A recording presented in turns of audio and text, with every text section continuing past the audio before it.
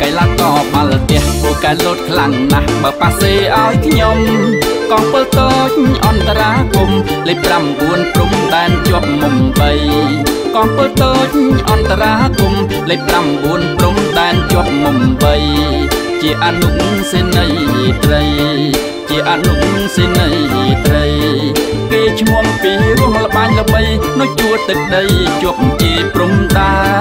នអូនខំហាត់ខ្លួនយកទៅសាំងលូនលត់ក្រាបច្បាំងបាឡាំងផុកផែនធ្វើមិនដាច់ឲ្យតែសាច់ណែនកាពីដីដែនសែនជោគជ័យយាធ្វើមិនដាច់ឲ្យតែសាច់ណែនកាពីដីដែនសែនជោគជ័យយា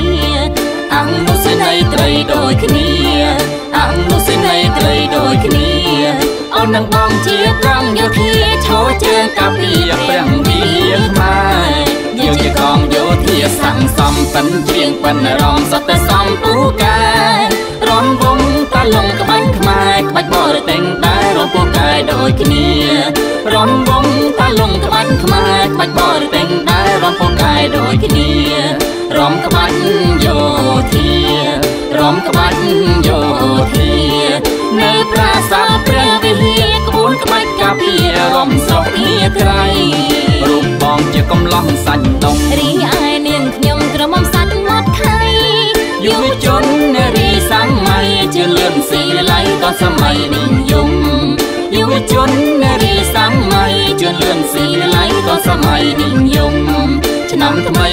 អង្គភិរមឆ្នាំថ្មីអង្គភិរមជាតិយើងត្រជាក់ត្រជុំទេវតាប្រព្រំសុខសានរមនី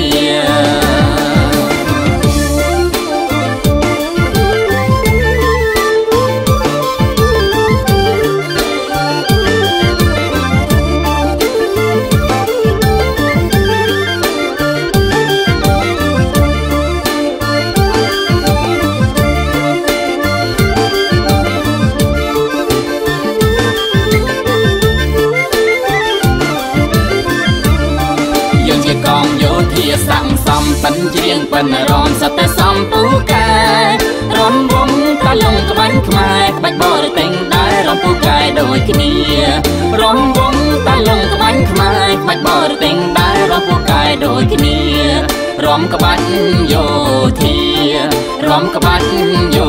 ធានៅប្រាសាទព្រះវិហារក្បួនក្បាច់កាពីរំស្រុកគ្នាក្រៃរូបបងជាកំឡោះសាច់ដុំរីឯនាងខ្ញុំក្រមុំសាច់មាត់ខៃយុវជននារីសម័យជឿនលឿនស៊ីឡៃដល់សម័យនិយម